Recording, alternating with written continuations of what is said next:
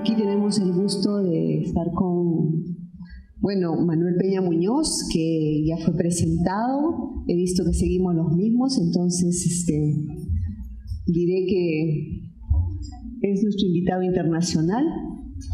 Y voy a pasar a leer la reseña de Jorge Eslava, que es nuestro invitado nacional.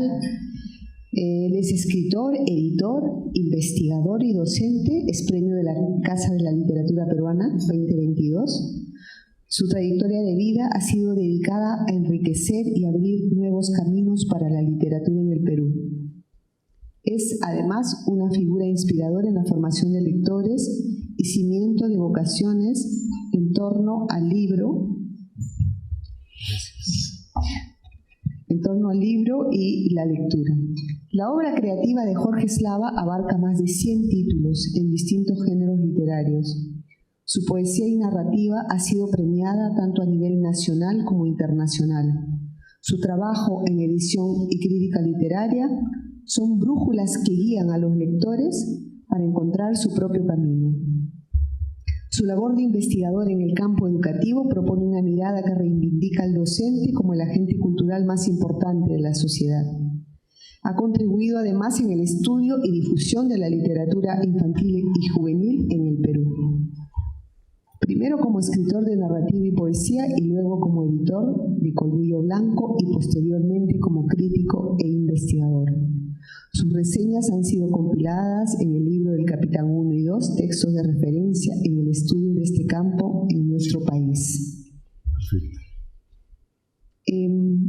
Nosotros cuando hacemos las mesas aquí en nuestro congreso, invitamos a los especialistas que intervienen a tener una dinámica en la cual les anuncio que voy a proponer preguntas que parten de las interrogantes que tenemos muchas personas que nos encontramos aquí y que probablemente pues van a tener un tiempo para responderlas, y vamos a seguir en esa dinámica con las preguntas. Van a ser preguntas diferentes, o sea que después al final van a poder decir que no están de acuerdo o sí, y esperando tener tiempo también para preguntas de parte del público. Manuel Peña Muñoz, él nos ha hecho una magnífica conferencia sobre los precursores de la literatura infantil y juvenil latinoamericana. Y yo voy a empezar, para dar un poquito de descanso a Manuel, voy a empezar haciéndole una pregunta a Jorge Eslava, porque probablemente todos los que estemos aquí sepamos lo que quiere decir la LIG, y probablemente otros no. La LIG, ¿no?, es la literatura infantil y juvenil. Y probablemente todos también pues, se puedan preguntar qué es un clásico, o probablemente no.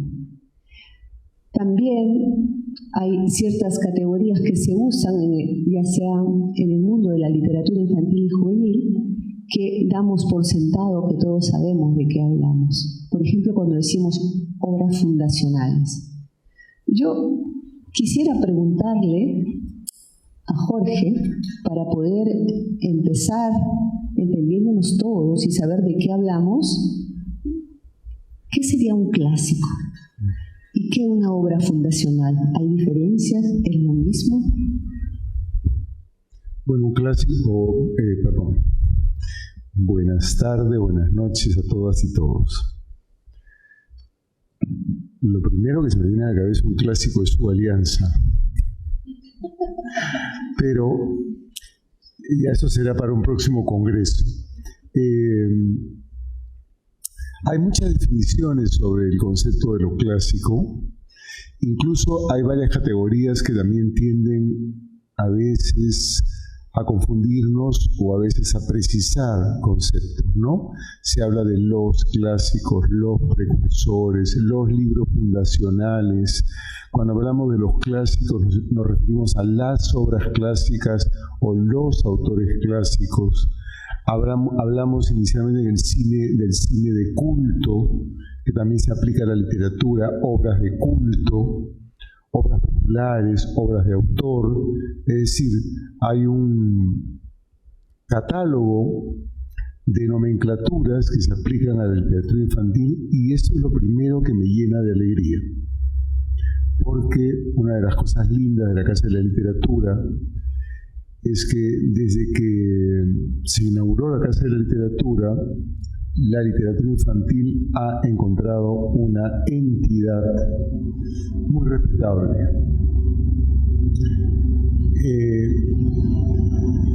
Hay un eco muy fuerte ahora, ¿no?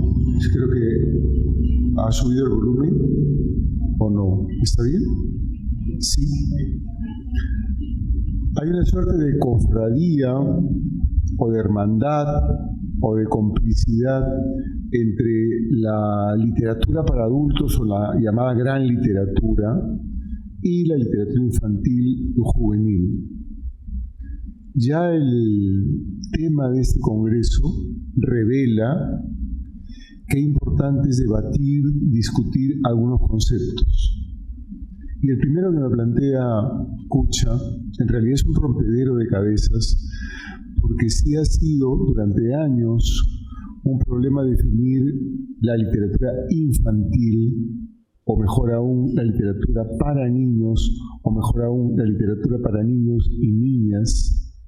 Es decir, cada vez que nos enfrentamos a alguna categoría dentro de la cantidad de discursos lingüísticos y literarios que existen, nos vemos en problemas como ocurrió al principio de la República en el país. Se hablaba de literatura peruana o de literatura en el Perú o literatura del Perú. Entonces, siempre va a haber una polémica con respecto a estas categorías. El concepto de lo clásico es muy remoto. Desde Aristóteles, él reflexionaba sobre el concepto, sin usar la palabra literatura, pero hablaba de los discursos lingüísticos o de las expresiones artísticas. Hay un libro de Ítalo Calvino, es un libro célebre, titulado ¿Qué son los clásicos? Hay un artículo precioso de Borges que empieza diciendo, ahora que tengo 60 y tantos años, ya no voy a apelar a esos grandes escritores o teóricos de la literatura como Eliot, y menciona a otros. Ahora ya soy un hombre que cumplió 60 y tantos años y voy a decir lo que pienso sobre ese tema. Y dice, las obras clásicas no son aquellas que tienen tales o cuales méritos, sino aquellas que a través de las generaciones se repiten con un previo fervor. Esa frase es preciosa, con un previo fervor, es decir, con una expectativa y con un misterioso y con una misteriosa lealtad. De todas las definiciones que he leído, esta de Borges me parece la más precisa, incluso la más poética. Aquellas que se leen con un previo fervor y con una misteriosa lealtad. Lo que se suele decir con respecto a los clásicos es aquella literatura que tiene elementos sublimes, conmovedores, que nos sacuden y tocan alguna fibra íntima, ¿no?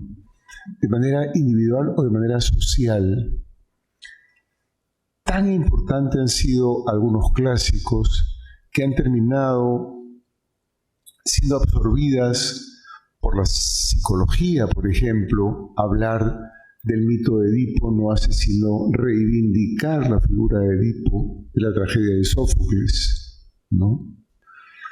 De modo que hay muchos conceptos sobre lo clásico y al final uno termina teniendo sus propios clásicos. Yo me he alegrado mucho de releer en estos días, ojear en estos días algunos libros y sorprenderme de cuánto leí de niño. En casa tenía un padre que institucionalizó el plan lector 50 años antes que el ministerio, o 40 años antes que el ministerio, y mi padre, que además de tener una gran biblioteca, era un gran lector, y como todo gran lector tenía muy buen olfato, sabía qué libros darnos a cada uno de nosotros. y creo que acertó. Nosotros leíamos en esa época Julio Verne, literatura fantástica, Emilio Salgari, la literatura de los viajes. Son dos de los autores que para mí resultan inolvidables, ¿no? Cuando hablamos de un libro fundacional, que yo creo que tiene un matiz diferente al libro clásico o al autor clásico, cuando hay un antes o un después en una corriente literaria o una tendencia, por ejemplo, la literatura sobre los adolescentes, ¿no?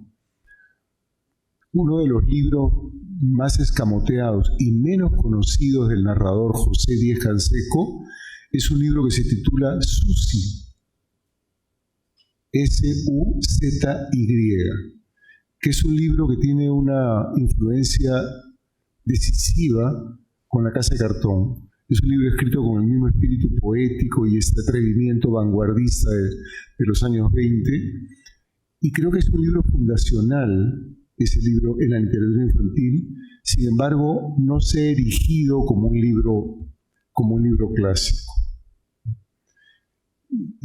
Cuando hablamos de literatura adolescente, también probablemente la primera manifestación adolescente que hay en la literatura peruana es con el adolescente de La Casa de Cartón de Martín Adán, ¿no? ¿Es un libro clásico? Es difícil, no es un libro que se reedita mucho, no es un libro que se lea en el colegio porque entraña por su complejidad estructural y por su lenguaje afiebradamente poético. No es un libro de fácil lectura en el colegio. Jorge, yo quería preguntar a Manuel si encontraba efectivamente igual difícil de definir este concepto de clásico, y también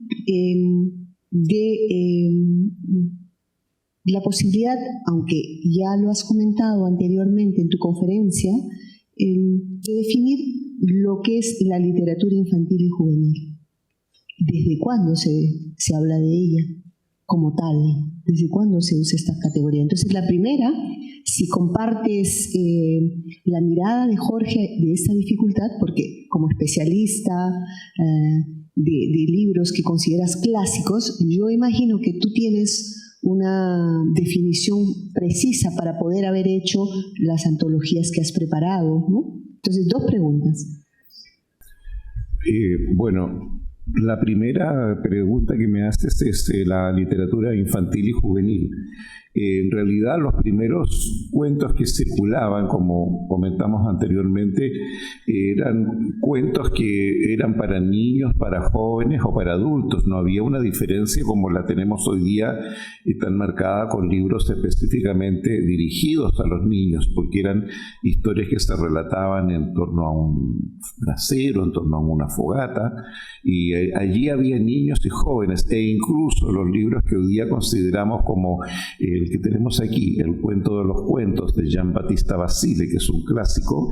Es un cuento, dice, de hadas universales. Estos cuentos de hadas no eran pensados para niños, pero son clásicos porque después de estas primeras compilaciones de cuentos orales que se narraban especialmente en las cocinas, o los narraban las mujeres que iban a lavar a los ríos, o en una faena campesina, esos cuentos fueron adaptados, fueron llevados a la infancia por los escritores que vinieron después. Este libro, por ejemplo, que se llama, de Giambattista Basile, que se llama El cuento de los cuentos, es un libro del siglo, finales del XVI, comienzo del siglo XVII, donde está el germen de los cuentos de hadas que vamos a encontrar después, que fueron adaptados para niños. El cuento Sol, Luna y Thalía, por ejemplo, que está acá, va a dar origen a un cuento infantil, ya es para niños,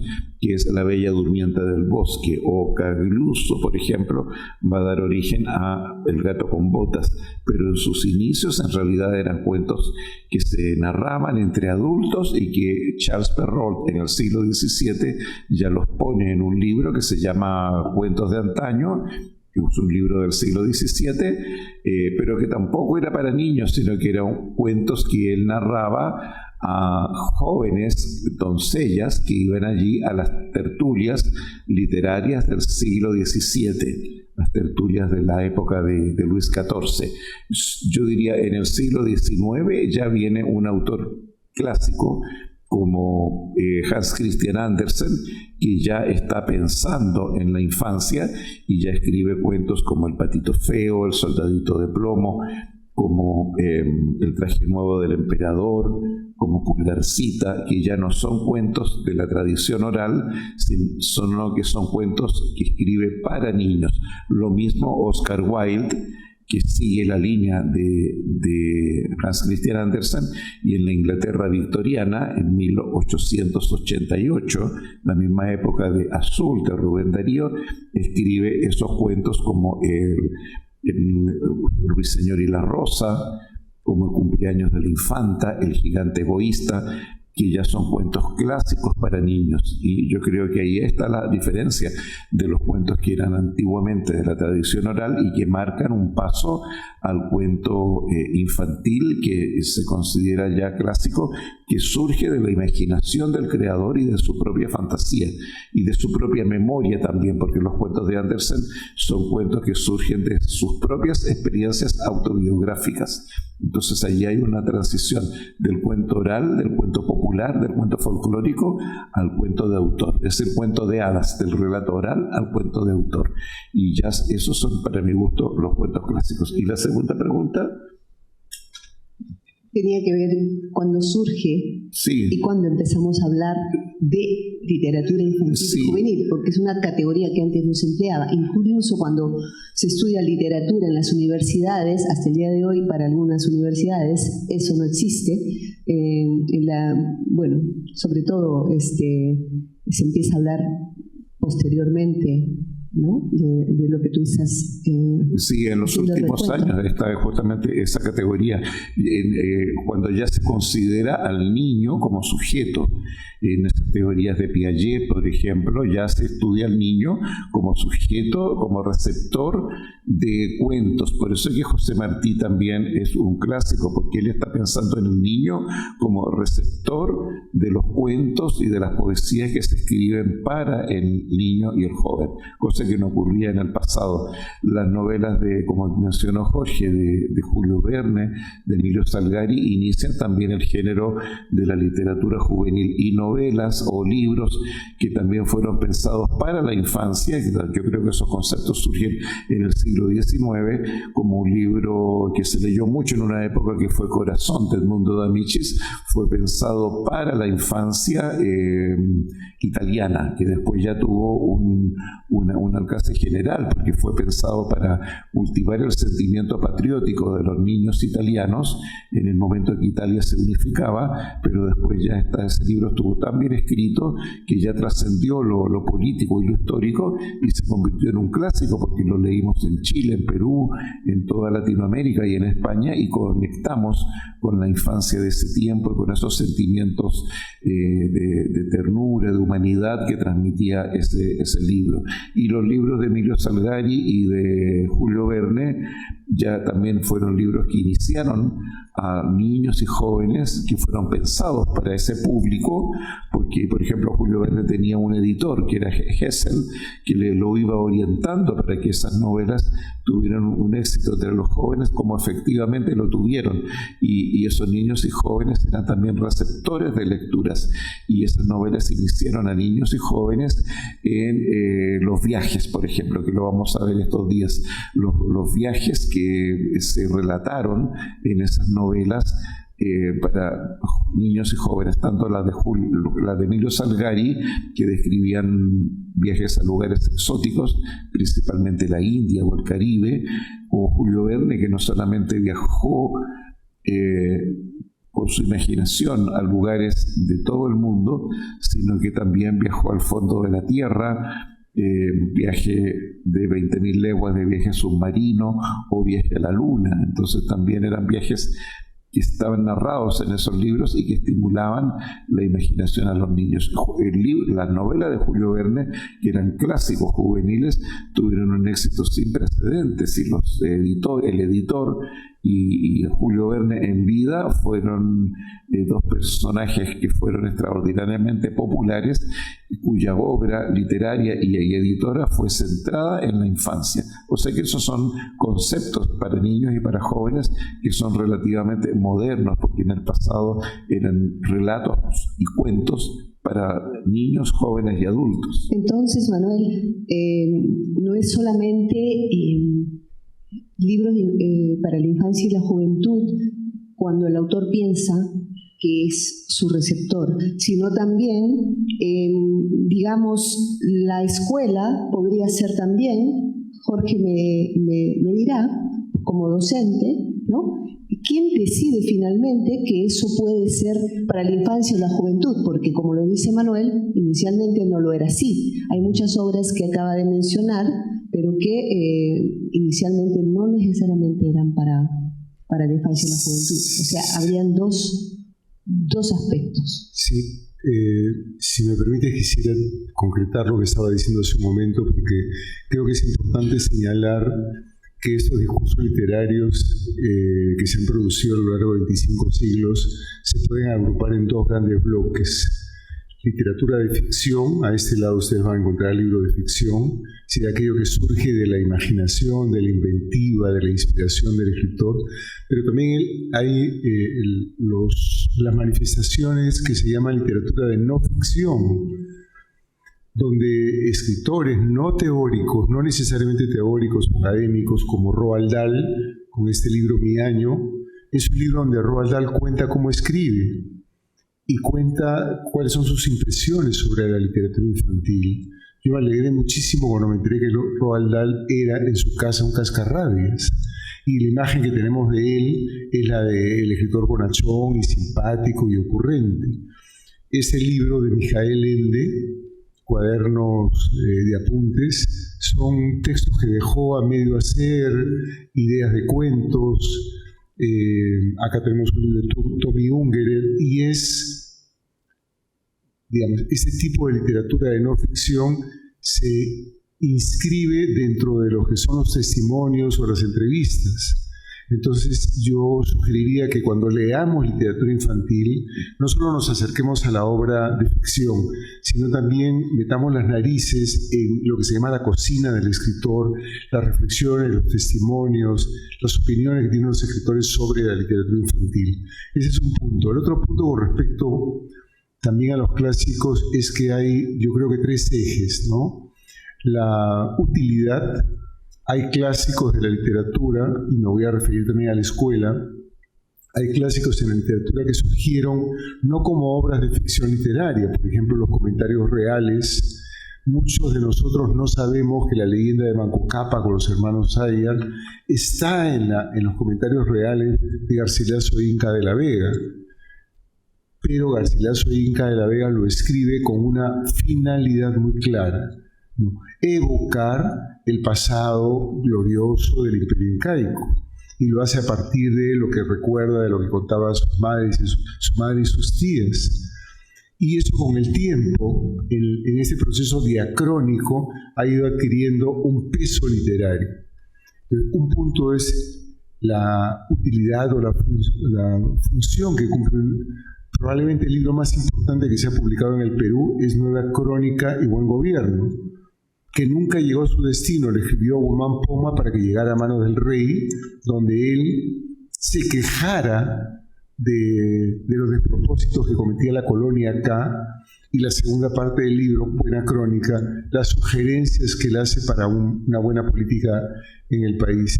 Este libro nace como una crónica, está 3 siglos desaparecido, aparece un buen día en la biblioteca de Copenhague, y va adquiriendo, entre el lenguaje castellano mechado con muchos otros lenguajes y las ilustraciones, un valor, no solo un valor literario, sino un valor artístico probablemente insuperado en la literatura peruana. Tenemos un ejemplo de la utilidad de un libro que es el informe de la comisión. El informe de la comisión, que ha sido criticado, vapuleado y por otros aplaudido, probablemente dentro de 50 años sea leído como un clásico, ¿no? El otro elemento es la espacialidad, ¿no? ¿Dónde surgen? Hay mucho de regionalismo en los clásicos. Por eso es que cuando uno habla de los clásicos, tal vez conviene utilizar el adjetivo posesivo mis clásicos o tus clásicos. Es como cuando hacemos una selección de nuestras mejores canciones, ¿no? Hay libros que tienen muchísima importancia en la literatura latinoamericana y otras que tienen muchísima importancia en la literatura alemana o italiana, ¿no? Por ejemplo, un niño italiano seguramente tiene clarísimo la novela de Pinocho, y sin embargo, si hiciéramos una encuesta, muchos acá probablemente pensarían que Pinocho es la historia que nos cuenta Walt Disney, o pensarían que es un cuento. Es probablemente la novela que más castigo ha sufrido a lo largo de la historia, porque ha experimentado tantas adaptaciones que han terminado desnaturalizando ese libro precioso y probablemente el más irreverente de la literatura infantil, que es Las aventuras de Pinocho. Y el tercer elemento es la temporalidad. Hay libros que están haciendo cola para entrar al panteón de los clásicos. Y hay libros que se venden muchísimo. El Alquimista fue uno de los libros más vendidos del siglo XX, de Paulo Coelho, y yo creo que ninguno de sus sueños ni de Pablo Coelho imaginará que ese libro va a formar parte del canon, ¿no? Ricardo Arjona tampoco va a formar jamás parte del canon musical. Es decir, hay un tiempo de gracia que necesita que las sociedades, las gentes, las generaciones terminen asentando. Ahora, en la escuela, nosotros tenemos desde el 2006, no perdamos esa perspectiva, recién desde el 2006 un plan lector. O sea, han pasado ni 20 años, ¿no? Yo soy profesor hace 48 años, de los cuales 17, 18 de colegio. No he vivido el plan lector como profesor de colegio, pero cuando llegué a la universidad como profesor, vi que llegaban los chicos sin una formación lectora. Puede resultar un poco duro decirlo, pero yo creo que las expectativas que hemos tenido con el plan lector rebasan enormemente los logros obtenidos. Avanzamos, pero muy lentamente. Tenemos todavía una industria editorial muy tímida, incluso timorata con temas, ¿no? Yo conozco lo que es el trabajo editorial en el Perú, he visto cómo funcionan las editoriales, el peso que tienen las promotoras y los promotores para crear un canon, es decir, la selección de lo mejor. Perdón, Jorge, ¿tú podrías aclarar qué es el canon? Porque siempre estamos hablando de un canon. Claro, el canon es la selección de lo mejor, lo más representativo, lo más importante y lo más útil y lo más bello que puede producir un conjunto de naciones o una sociedad. Ese es un canon. Entonces, en un país donde no hay un espacio para la crítica de la literatura infantil y juvenil, yo tuve el privilegio, entre paréntesis lo digo, de tener a lo largo de casi 5 años una página en El Comercio donde decía comentario de libros para niños. Yo creo modestamente que fue una orientación para muchas maestras y maestros. Se acabó esa experiencia y no se ha vuelto a repetir, ¿no? Ha habido un esfuerzo inconmensurable, ahí está Roberto Rosario, con la Asociación de Literatura Infantil y sus congresos, por reflexionar, pero no siempre esas reflexiones llegan a lo que yo he llamado el agente cultural más importante del país. El gran talón de Aquiles de nuestro plan lector es que no empezó capacitando a nuestros docentes. El verbo leer no impone imperativos. No es que tienes que amar la lectura, tienes que leer. Lo ideal sería leer para ser mejores personas, para ser personas más libres, para saber escoger mejor. Y esa debería ser una lectura que nace en el hogar. Llegamos a la escuela y la lectura está como encadenada a la escuela.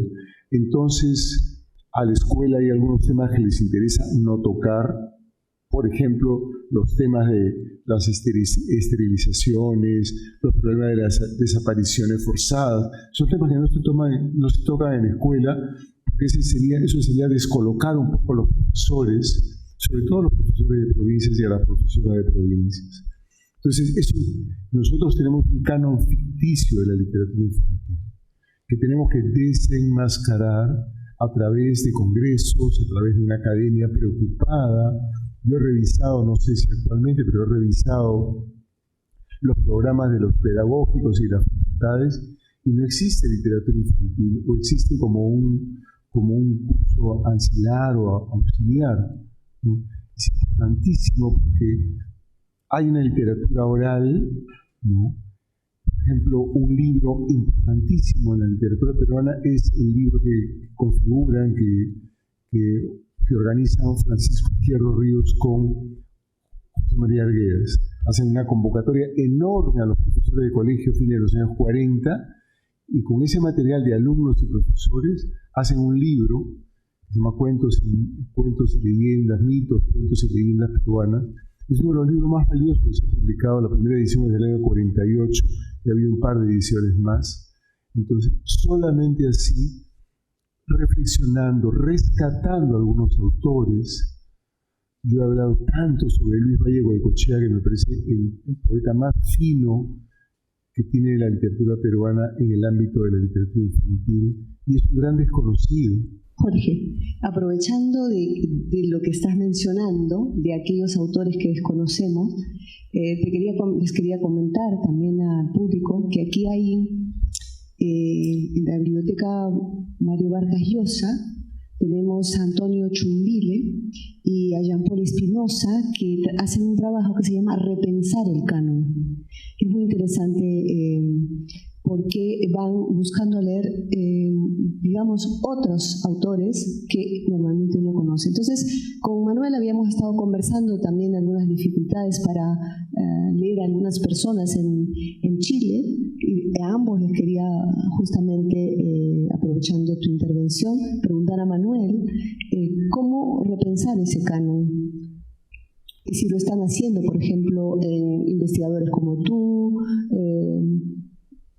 Sí, mira, tal como dice Jorge, en realidad ha sido difícil también en nuestros países, y en Chile la experiencia es que los interesados en la literatura infantil no han seguido el canon o los clásicos a través de la universidad, sino que siempre se han formado a través de cursos paralelos, de iniciativas que corren en forma paralela o forma marginal a la universidad, porque en las universidades siempre la literatura infantil está enfocada desde el punto de vista de la didáctica, de la metodología, de la evaluación, y los que realmente fomentamos el libro infantil y juvenil estamos como en otro acápite diferente de la academia, y por eso se han realizado estos estudios que son iniciativas de particulares o de expertos o de profesionales. Por ejemplo,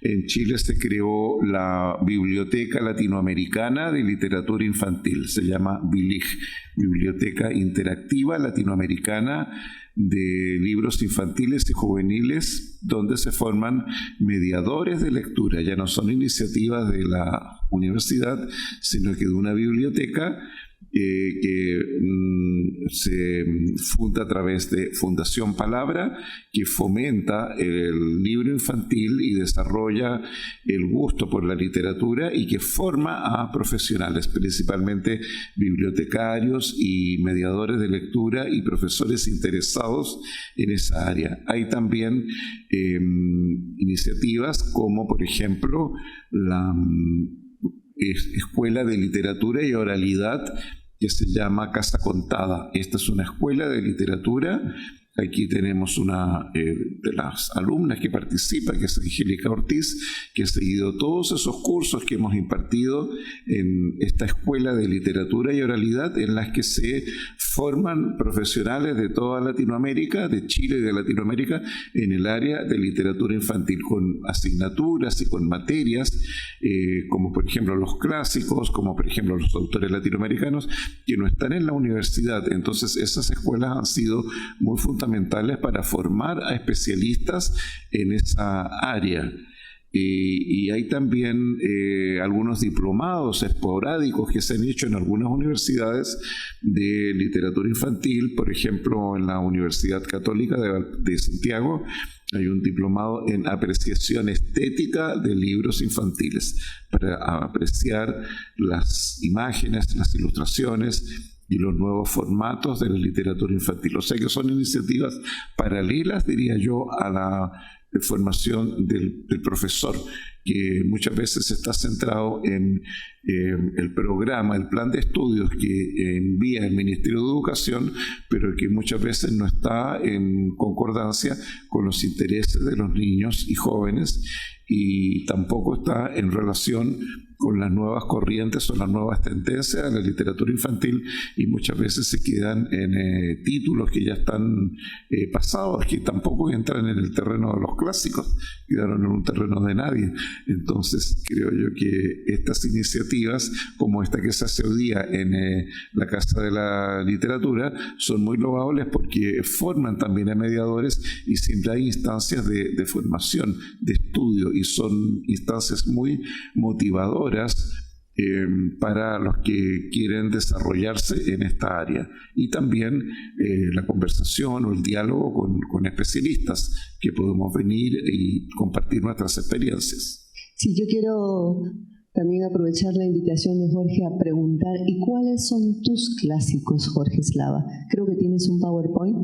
¿Lo quieres compartir o quieres mostrarlos aquí también? Bueno, David, tú tienes, creo, ¿no? Ahí en el extremo hay un libro de Gianni Rodari, imperdonable, que cuando he cerrado el documento, este documento PDF, he advertido que no registré a mi escritor favorito, que es Gianni Rodari. Entonces lo quiero reivindicar ahora. Tiene un libro que se llama Libro de los Errores, que es una maravilla para trabajar en el aula con los chicos. Porque hay un personaje que se llama el profesor Grammaticus, que anda corrigiendo, es como un obsesivo cazador de mariposas, que en lugar de mariposas está cazando hierros, ¿no? Galimatías, ¿no? Inconcordancias de lenguaje a medida que pasa por la calle, y no tiene el pobre profesor freno y está constantemente criticando. Es un libro maravilloso para leer con los chicos. Mis clásicos. Antes de mis clásicos he puesto los imprescindibles. Me acordé de una canción de Silvio Rodríguez, ustedes la recordarán, Sueño con serpientes, que dice: hay hombres que luchan un día y son buenos, hay hombres que luchan toda la vida y son mejores, pero hay hombres que luchan pero toda la vida al final. Esos son los imprescindibles. Entonces, mi primer listado de imprescindibles es Sopo, el fabulista. Hoy ya resulta un poco descolocado o desfasado hablar de los apólogos o las fábulas por las moralejas. La nueva educación ha echado de un plumazo los libros, los ejemplos o los libros de las fábulas que dejan una enseñanza. Ese sería para mí un imprescindible, como podría ser la Biblia y las parábolas de Cristo. Pasemos a la siguiente, por favor. Bueno, ese es el primer libro ilustrado. Esta es una edición reciente. Es el primer libro ilustrado de Comenius, que se llama Orbi Sensualium Pictus. Es una especie de abecedario donde hace una revisión de los objetos, de los oficios, de los defectos, de las virtudes que nos encontramos en cualquier contexto humano. Y está dirigido a un infante. Es un maestro que le enseña a un niño, ¿no?, a ver las figuras, y es una delicia leer el prólogo, porque parece que hubiese sido ayer el prólogo. Dice, acerquen al niño primero a las ilustraciones, que el niño se embriague con las ilustraciones y luego hagan sus explicaciones por todos los dogmas que quieran, pero primero enamoremos al niño a través de las ilustraciones. Luego otro imprescindible. Bueno, Charles Perrault, famoso por sus cuentos, él vivía en las cortes y escuchaba lo que contaban sobre todo las institutrices, las nodrizas, y eso lo copiaba y le escribió un libro a sus hijos. Muchos de los cuentos de Gato con Bota, La Cenicienta, La Bella Durmiente, provienen de ese libro de Charles Perrault. Siguiente. La fábula de Samaniego, nuevamente volvemos a las fábulas. Yo creo que no hay que tenerle miedo a las fábulas, uno puede revisitar las fábulas e incluso ironizar con las fábulas, porque algunas realmente son bastante despiadadas. Siguiente imprescindible, los hermanos Grimm, Jacob y Wilhelm Grimm, que se confabulan los dos para recoger muchísimos testimonios de una Alemania que está configurándose recién como nación. Llegan a reunir cerca de 200 cuentos orales, folclóricos, que hasta ahora han llegado y muchos hemos disfrutado de sus cuentos. Siguiente imprescindible, ese quién es, el de Max Moritz. Bueno, es un libro que no lo recomiendo para nada, con lo cual ya les abro el apetito. El siguiente es un libro de una crueldad, es un libro completamente desalmado. Pedro Melenas, un libro del principio del siglo XIX, también mire cómo castiga a la criatura cortándole los dedos, ¿no? Pero son libros que han formado generaciones. Siguiente, por favor. Bueno, ahora adviertan ustedes mis clásicos, ¿no? Carlo Collodi y las aventuras de Pinocho, que es un libro que se escribe por entregas, que era a la usanza del siglo XIX, una novela que se va publicando quincenalmente. Él publicaba en el diario de los niños, iba entregando capítulo tras capítulo, hasta que se harta Collodi, ya no quiere escribir más y comunica que ya Pinocho ha muerto. Una oferta tentadora del editor persuade a Collodi para que vuelva a escribir, y la argucia del editor fue: como Pinocho es un muñeco de madera, imposible que haya muerto colgado en un árbol, ¿no? Entonces reaparece Pinocho y termina conformando una novela voluminosa que decía que lo han maltratado mucho con las adaptaciones. Jamás vuelvan a ver en la película de Walt Disney. Seguimos, por favor. Emilio Salgari, literatura de viajes, El Corsario Negro, Sandokan, los piratas arrojados, temerarios, enamoradizos, apasionados. Es una resonancia enérgica de lo que había dejado el romanticismo en Europa. Corramos un poquito porque si no me voy a quedar. Julio Verne, literatura fantástica, los viajes. Yo no sé si él sabía algo de mecánica cuántica, pero estuvo muy cerca porque en realidad fue un gran visionario de lo que está pasando en el mundo. Este es un descubrimiento de hace poco tiempo. Yo había leído Rasmus y el vagabundo, el libro que está de Extremo, que es una novela traviesa, irreverente, del encuentro de un niño con un vagabundo. La novela es extraordinaria. Pero no había leído la trilogía de Pipi. Así como hemos disfrutado con Matilda, Matilda es una novela con una niña súper empoderada, ¿no? Pipi podría ser el antecedente de Matilda, ¿no?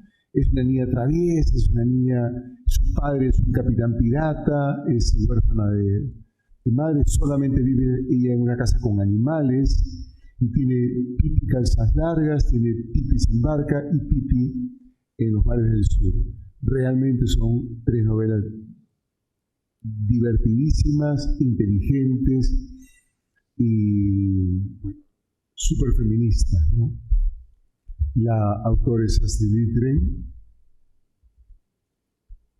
Siguiente, Roald Dahl, recontra conocido, ¿no? Matilda, Brujas, Los Cretinos, la medicina de Jorge, en fin. Probablemente un dato que ustedes desconozcan es que él era un amigo personal de Hitchcock y escribía algunos de los guiones de Hitchcock. Entonces pensar que es un escritor ingenuo, solamente lleno de un chisporroteo de ocurrencias, no. Era de una mentalidad perversa. Muchas de las historias de Hitchcock más crudas y terribles nacen de la inventiva de Roald Dahl, que efectivamente escribía sobre una tablera al costado de su casa en la granja. Seguimos. Michael Ende para mí es el escritor más filósofo que hay, alemán. Este libro lo dejó inconcluso. Creo que hay pocas novelas, incluso para adultos, que reflexionan de manera tan honda sobre el tiempo como Momo, o una pieza de teatro que sale extremo, Jojo. Es una pieza de teatro de las dificultades que tiene una compañía de circo para conservar dentro de sus integrantes, en el trupe de artistas, a una niña que tiene problemas de identidad, ¿no? Creo que es una reflexión muy interesante sobre la discriminación. Es una pieza de teatro. Creo que es la única pieza de teatro de la selección. Pasemos a la siguiente. Tommy Ungerer, este libro es muy lindo. Es un libro, Así es la vida, donde él cuenta las preguntas chispeantes que le han hecho los chicos, una serie de cosas absurdas, todo lo que puede pasar por la cabeza de un gran creador. Y su obra emblemática es Los Tres Bandidos. Y ya estamos llegando al fin. Claro, Christine Osterlinger, con su personaje Franz, sobre todo, y creo que ahí terminamos. Y Jacques Prévert. Jacques Prévert solo tiene un libro para niños, pero yo creo que basta con ese. Si ustedes alcanzan a leer ese poema, van a entender por qué lo he seleccionado a Jacques Prévert. Tiene su libro Cuentos para niños perversos.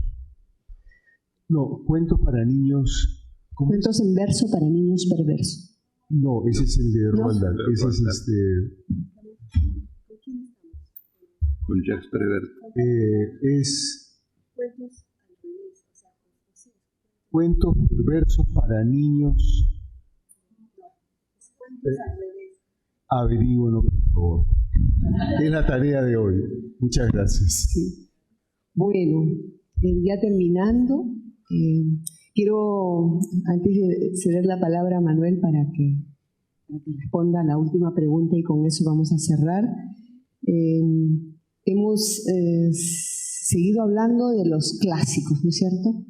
Sabiendo que todavía tal vez no tenemos criterios todos el mismo para decidir cuál es el clásico, ¿no? Sí me ha parecido interesante lo que dijo Jorge, que habían como tres aspectos, ¿no? El de la utilidad, la espacialidad y la temporalidad. Creo que ahí nos abre para repensar el canon, ¿cierto? ¿No? Porque en los ejemplos que daba, por ejemplo, Huamampoma de Ayala, para nosotros pensamos que debería ser un clásico también para niños y adolescentes y adultos. Y la prueba es que tenemos una exposición ahorita que se hace dirigida a todo el público, ¿no? En la espacialidad es cierto que podemos hablar de algunos clásicos de otros continentes, pero ¿cuáles son nuestros clásicos? ¿No? ¿Cuáles son los clásicos de nuestro país o de nuestra región? Porque a veces hablamos desde una sola región o desde un solo continente. Y a nivel de la temporalidad, que es aquella que sabemos que ha atravesado un libro a través del tiempo y que ha sido repensada y repensada, y se establecen justamente transformaciones y diálogos con eso. Por eso tenemos una exposición bibliográfica que un poquito aborda eso. Ahora, si más o menos todos tenemos nuestros clásicos, como invita Jorge, yo le preguntaría al señor Manuel Peña Muñoz, ¿por qué tener clásicos? ¿Por qué ¿Por qué leer los clásicos? ¿Qué nos aporta? Bueno, primero me gustó mucho la selección que hizo Jorge, de los que aparecieron allí, los clásicos que él tiene. Pipi Calzas Largas, extraordinaria. La leí hace poco yo también y quedé fascinado con el personaje. Divertido, inteligente, perspicaz, muy viva. Imagínate, un libro del año 45 que todavía tiene gran vigencia. Si no lo han leído, muy recomendado. Me gustaría agregar a la lista que hizo, que me sentí muy conectado, a Hans Christian Andersen, el gran escritor danés que también cambió la manera de escribir al sacar esos libros de cuentos de su propia imaginación y de su propia fantasía, y también libros paralelos a la literatura infantil, como son sus crónicas de viajes. Él fue un gran viajero de su tiempo y tiene un libro muy bello que se llama Crónicas de viaje por España. También destaco su autobiografía, que se titula El cuento de mi vida, en el que también va registrando sus propias experiencias, cómo escribió sus libros, de dónde sacó material para sus más de 180 cuentos que escribió, de los cuales conocemos apenas un puñado, 6 o 7, pero son 4 volúmenes de cuentos de Hans Christian Andersen, que creó un modelo de cuento infantil muy personal, muy subjetivo y muy poético. ¿Por qué leer esos clásicos? Bueno, los cuentos clásicos nos inician en la educación literaria. Es un tipo de libros que nos forman en la literatura, van permanentemente unidos a nosotros, nos dan una manera de pensar y una manera de vivir. En mi caso, por ejemplo, la lectura de los cuentos de Andersen, de sus memorias, de sus libros de viajes, me sensibilizaron para escribir, para mirar el mundo, para viajar, para observar. Van formando también esos clásicos nuestra propia vitalidad y nuestra propia manera de ser. Nos vamos amoblando internamente y formando con los libros de la infancia y con esos libros que nos han inquietado y con los cuales hemos conectado. Un niño que lee más, un joven que lee más, está más formado espiritualmente e internamente para la vida que uno que no ha tenido lecturas. Eso lo observamos de manera natural. Cuando conocemos a 2 personas decimos, este leyó y este no. El que leyó tiene otra manera de vivir, de pensar, de reflexionar. Estos clásicos nos forman también para el pensamiento, para saber discernir, para poder criticar. Nos forman también en el lenguaje, en la sensibilidad, en la inteligencia. Y cada uno de nosotros debería hacer también una lista, como lo hizo Jorge, de los clásicos que cada uno tiene internamente, sobre todo en los respectivos países. En mi caso, por ejemplo, el libro Papelucho, que fue la última imagen que mostré de Marcela Paz, que es un clásico de la literatura infantil chilena del año 47. Hasta ahora se sigue leyendo ese libro, y cuando yo lo leí teniendo 7, 8 años, me marcó profundamente, porque también me incentivó a escribir como ese niño escribía su diario de vida. Esos diarios yo los conservo. Si yo soy escritor es porque en mi infancia leí ese clásico sin saber que era un clásico, pero me marcó, algo me comunicó. Los de cuentos de Andersen, las novelas de Julio Verne van formando una calidad intelectual, personal, en el niño o en la niña que se acerca a esos libros. Creo que debemos fomentarlos. Hoy día, por ejemplo, veo en especialistas en Chile de literatura infantil que empiezan a avanzar desde el libro álbum para adelante, pero desconocen lo que hubo atrás. Creo que uno tiene que tener un conocimiento de la literatura infantil del pasado, de los precursores justamente, de los que nos mostraron el camino, tanto los precursores, los clásicos europeos como los latinoamericanos. Y nosotros, si hoy día escribimos libros y nos gusta la literatura infantil y la promovemos en nuestros cursos y en nuestros seminarios, es porque hemos seguido ese camino que nos dejaron los antiguos, y esos son los que debemos seguir propagando, cultivando y leyendo. Son los que nos han dado el ánimo y la inspiración para poder escribir hasta el día de hoy. Por eso ustedes que son promotoras de lectura, creo que deben también promover esos clásicos en la escuela, en las bibliotecas, leerlos en voz alta, comentarlos y ver que siguen perdurando. Lo que dijeron los antiguos siguen teniendo vigencia. Muchas gracias, Manuel. Yo quería, antes de que cerremos, invitar, no sé si hubiera alguna pregunta a alguno de los invitados. De preferencia una pregunta corta. ¿Sí? ¿Sí? ¿No?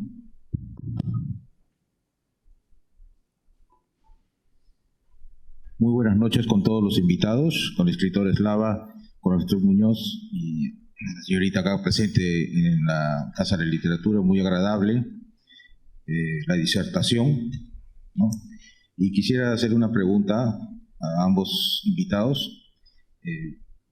¿Cuál creen ustedes que es la lectura que está siendo más acogida hoy en estos momentos por los niños latinoamericanos, ¿no? ¿Se puede hablar de un solo libro o hablar de 2 o 3? Yo sé que hay varios, ¿no? Pero según ustedes, como escritores que son en la literatura infantil, ¿qué prioridad le dan a los niños latinoamericanos en estos momentos, ¿no? Que sé que tienen bastante influencia por la tecnología en estos momentos, como ustedes lo sabrán. ¿Y cuál es el libro, ¿no? O cuál es el título que le dan los niños latinoamericanos en estos momentos? Muy amable, gracias. Sí, yo te puedo responder primero y después le doy la palabra a Jorge porque tengo la experiencia muy de cerca. La escritora chilena Isabel Allende organizó en Chile un concurso muy interesante para mi gusto que se llamó Leer por Gusto, así se titulaba, Leer por Gusto, y le pidió a niños y niñas de todo Chile, de norte a sur del país, que en una hoja escribieran el libro que más les había gustado. No un análisis, sino que el libro que habían leído por gusto, por placer, y que hicieron un pequeño comentario. Y eso fue muy interesante porque pudimos hacer un diagnóstico de qué libros los niños leían por placer y con cuáles se sentían identificados. Y claro, algunos tuvieron muchísimo puntaje y hay otros que pensábamos que podían aparecer, no aparecieron nunca. El autor de literatura infantil, que fue la preferencia de norte a sur de Chile, por lo menos de Chile, el panorama que yo les puedo decir, fue el que lo mencionó Jorge, el escritor inglés Roald Dahl. Dijeron los niños que con ese libro se habían sentido identificados. El libro que salió más veces fue Matilda, Charlie la fábrica de chocolates y cuentos en verso para niños perversos. O sea, los niños de manera natural conectaron con un autor que tiene ese carácter irónico en el decir, sarcástico, divertido, humorístico, se sintieron identificados y reflejados. Si usted me pregunta, por lo menos la experiencia de Chile, y que lo he visto también en otros países latinoamericanos, es un autor que los niños conectan y además han visto las películas, y entonces creo yo que es un autor que gusta. Sí, me voy a referir también a la literatura nuestra peruana. Bueno, no quiero desalentar a nadie, pero nuestros colegios por lo general no tienen bibliotecas, carecemos de bibliotecas públicas, ¿no? El acto de leer por gusto es una práctica bastante difícil en nuestro país. El primer problema de la lectura es la falta de acceso al libro, ¿no? Pero sorteando todos esos tropiezos, yo creo que se lee mucho Abraham Valdelomar. Siento que hay como una corriente de reivindicación a ese escritor provinciano que cobró una importancia muy grande en la literatura peruana a partir de los años 20. Tiene una literatura aldeana, poética, profunda. Creo que se lee todavía Vallejo, creo que Paco Yunque sigue siendo el gran clásico de los cuentos porque permite a los profesores desahogarse un poco y criticar el sistema educativo, ¿no? Creo que hay muy pocos cuentos que desarman el mecanismo educativo peruano que todavía rige. Ese cuento lo escribió Vallejo en los años 30 y no lo pudo publicar en vida.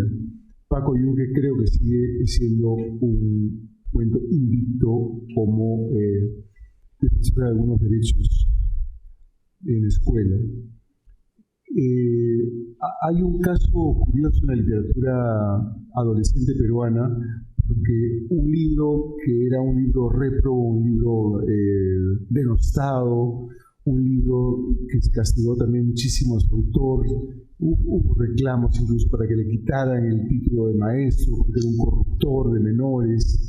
Me estoy refiriendo nada menos que a Osvaldo Reynoso. Reynoso debe ser el escritor peruano que más se ha leído por los jóvenes, ¿no? Y que más ediciones piratas ha tenido a lo largo de toda la historia de la literatura peruana. Es un libro que se lee muchísimo y es un libro que, a mí me pasó de niño, adolescente, descubro el libro y no tenía la sensación de que el libro tiene un soporte, no solamente es el texto, sino vemos un libro y para un chico de colegio es como un objeto un poco sacralizado por el hecho de estar en el libro. Y cuando yo lo sustraje de la biblioteca de mi padre y empecé a leer el libro y me di cuenta que esos chicos de ese libro, Los Inocentes, que son 5 cuentos, se parecían mucho a los muchachos de mi barrio, que se trataban entre ellos con semejante rudeza, eran violentos, eran lisurientos, les importaba mucho el tema sexual y no podían resolverlo. Es decir, era la primera vez que yo encontraba una literatura tan parecida a la realidad que yo vivía en mi contexto, que contraje una seducción de un flechazo con ese libro, y han pasado de su publicación, que fue el año 61 a hoy, 50 años más o menos, o un poco más de 60 años, y se ha convertido hoy en un clásico, ¿no? Yo creo que son los libros que más, he mencionado 2 libros infantiles y un libro adolescente que es Los Inocentes, y de autores extranjeros. Yo creo que Roald Dahl, el escritor galés, es invencible, ¿no? Gusta a todos, hay muchas adaptaciones al cine, se publica mucho. Roald Dahl tiene muchísimos títulos, su catálogo es muy amplio, escribió poesía, escribió cuentos, escribió novelas, ¿no? Por ahí situaría yo este top de lo que se lee en las escuelas peruanas. Gracias, Jorge. Bueno, nosotros agregaríamos a Rutsí, de Carlota Carballo, y a Francisco Izquierdo Ríos con El Bagrecico. Y bueno, nos vamos a quedar ahí por la hora y porque ustedes han trabajado desde temprano. Una anotación, perdona, escucho una cosa pequeñita. Hay un libro de Francisco Izquierdo Ríos que se titula Niños y Maestros, o Maestros y Niños, un libro que no ha sido reeditado y que todo el contenido está cifrada en el ámbito de la escuela, maestros y niños. Él fue maestro toda su vida también. Y para despedirnos, recordarles que mañana tenemos la conferencia de Adolfo Córdoba, que viene desde México, y también vamos a tener una mesa donde estará dialogando con Irina Burgos, y bueno, esperamos que se queden, que vengan y bueno, miren el programa para ver todo lo que nos espera también para el día sábado, ¿no?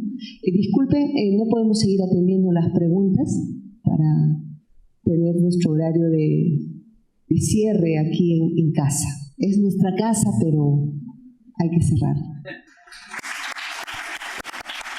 Muchas gracias.